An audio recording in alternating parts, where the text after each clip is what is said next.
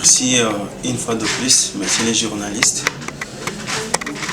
Nous sommes très ravis de nous rencontrer encore une fois de plus aujourd'hui pour remettre encore un point de vue sur les actualités de l'ère, parce que nous sommes obligés en tant que Congolais de donner notre point de vue et édifier certaines personnes sur ce qui se passe. Aujourd'hui, nous saluons les efforts énormes réalisés par le chef de l'État dans cet état de guerre, cet état d'agression de notre pays par le bandit de Kagame avec ses supplétifs, de Nanga, de Kabila et les autres qui sont en train de tuer nos compatriotes à l'est de notre pays. De la guerre qui a duré aujourd'hui plus de 30 ans. Je parle plus de 30 ans parce qu'une guerre, selon l'histoire qui a commencé même depuis l'époque de Mobutu, il y avait cet envahissement-là. Aujourd'hui, nous sommes dans le processus de paix entamé entre la RDC et les États-Unis via les protocoles ou bien le partenariat gagnant-gagnant entre la RDC et les États-Unis, associé aussi le Rwanda, qui est en train aussi de pourparler pour la signature d'un accord de paix avec la RDC. C'est une victoire diplomatique tant critiquée par les ennemis de la RDC. Aujourd'hui, nous sommes en train de vous dire que plusieurs soutiennent et soutenaient le pacte social. Le pacte social qui avait un agenda caché en son sein, qui aujourd'hui critique le partenariat gagnant-gagnant. Le pacte social qui mettait l'éponge, qui facilitait la balkanisation de notre pays par le Rwanda à travers les forces occidentales, qui y a mis en avant-plan Nanga en tant que marionnette, un commissionnaire, je peux lui dire un fou qui est au service des autres pour tuer ses frères, et par son intérêt personnel de ses carrés miniers dont il dit il était victime, il était en train de tuer. Mais aujourd'hui, le pacte social qui n'a pas d'impact, mais qui est soutenu aujourd'hui par les opposants, je cite ici Kabila, Fayoulou, je cite ici Moïse Katumbi, avec tous leurs journalistes pro-Kagame qui sont en train de soutenir ce pacte social qui n'a pas ou qui n'avait pas une marche logique ou sociale à l'intérêt de la population congolaise, parce que depuis que nos frères, les clergés catholiques et les autres ont commencé leur démarche, ils n'ont jamais condamné ni M23 ni Kagame.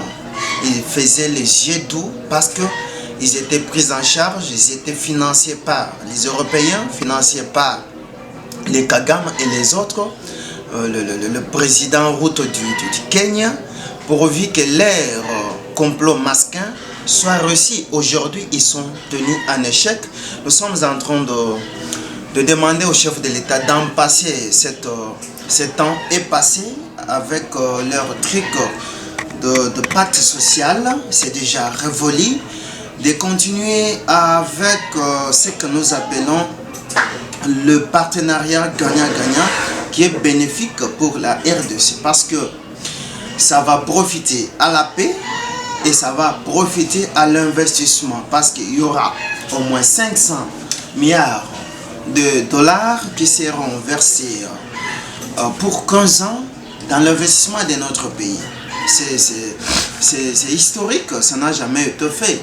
Nous sommes en train de soutenir ce partenariat entre les États-Unis et la RDC. Ici, nous saluons les efforts diplomatiques de la ministre des Affaires étrangères de notre pays, le chef de l'État qui n'a pas déménagé aucun effort pour la réussite est en train de faire, parce qu'il y a ce que nous appelons la déclaration de principe déjà signée. C'est une déclaration, c'est un avant-projet qui donne le principe pour chaque pays, donc entre la RDC et le Rwanda, qui est soutenu par les Occidentaux, de pouvoir respecter l'intangibilité des territoires de chacun et pendant et donne l'aval à l'élaboration bien entendu de cet accord qui sera bénéfique pour nous. C'est à nous le jeune, à nous le peuple congolais de soutenir la réussite de ces partenariats et faire le chèque à tous ceux qui combattent aujourd'hui ce partenariat et soutiennent ce que nous appelons l'impact social. L'impact social que vous parlez, que les Congolais doivent se parler, ce qui n'est pas mauvais, mais un pacte qui a été soutenu par nos ennemis, ça ne peut pas être soutenu par les Congolais. Si nous pouvons avoir un dialogue, les chefs avaient appelé à une consultation, ils devaient consulter tout le monde pour faire un gouvernement d'union nationale. Aujourd'hui, s'il y a les pourparlers à Doha, qui ont continué aux États-Unis, entre le Rwanda et les autres États, la France, la RDC, ce n'est pas dur que comme les autres sont en train de véhiculer les mauvais messages pour dire que Tshisekedi avait dit ne négociera pas avec le Pantin. Aujourd'hui, il est en train de négocier avec le Rwanda, et avec le M23 et AFC des Corneilles Nangaa. Non, moi je dis non parce que aujourd'hui, quand on a signé la déclaration de principe, ce n'est pas signé entre les pantins de M23 et AFC, non. C'est signé entre Rwanda et la RDC parce que le chef de l'État avait dit, moi je vais négocier avec leurs patrons. Les patrons, c'est Kagame. Nous sommes en train de négocier avec les patrons. Donc nous avons l'intérêt de combattre ceux qui combattent le partenariat et soutenir ces partenariats parce que c'est à l'intérêt de la paix de notre pays. Au lieu que le minerai soit volé et nos compatriotes tués en RDC, nos villages pris en otage par Kagame à travers les Occidentaux en utilisant nos Congolais. Donc, il faut qu'il y ait un partenariat clair, gagnant-gagnant entre les États-Unis. C'est quelque chose, c'est une bonne et une très bonne nouvelle pour nous. C'est pourquoi tout ce qu'il y a comme déclaration des opposants, j'ai suivi ici Pengue, j'ai suivi Safou. Depuis qu'il était, quand il fut député national, il n'avait fait aucune motion, aucun projet de loi, donc aucune proposition tenante. Donc ce ne sont pas des gens à suivre, ce sont des gens qui embrouillent les gens. Ils n'ont en rien, ils cherchent leurs intérêts. Kamitat qui parle d'un État fédéral. Donc dans ces pays où il y a la discrimination de part et d'autre, bien que le chef de l'État est en train de jouer pour finir avec le tribalisme et autres dans les institutions et au chef de la population, lui nous parle du fédéralisme. C'est à déconsidérer. Aujourd'hui, Jean-Marc donne la leçon que le Kabila doit être ici, on doit dialoguer avec Kabila, mais il oublie tout le méfait de Kabila. Mais c'est extrêmement grave. On ne peut pas oublier tout quand même parce qu'on veut être fédéré par l'opposition et sortir un leader. Kabila ne vous laissera jamais comme leader. Fayou le même moment, Katumbi même moment.